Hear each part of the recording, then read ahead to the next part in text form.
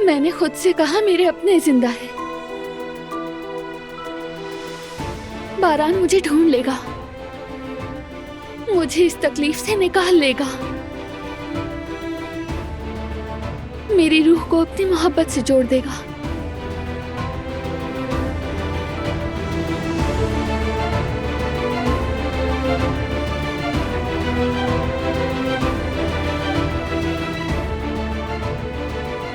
और ऐसा ही हुआ। तुमने अपनी मोहब्बत से मुझे समेट लिया, मेरे जख्मों पर मरहम रखा। तुम्हारे अल्फाज,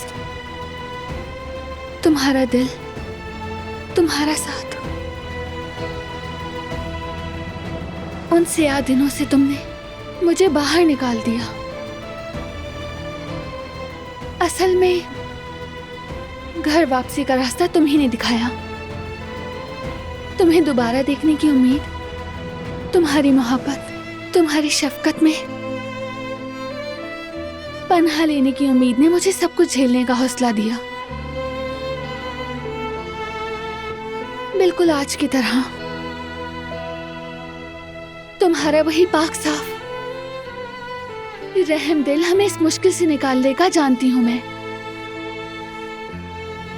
इसीलिए प्लीज बारान, अगर जरा सी भी गुंजाइश हो तो इसे रद्द ना करो। इजाजत दो मैं हसन काराबे से बात करूं, शायद कल कर पाऊं। जरा इस पर सोचना जरूर।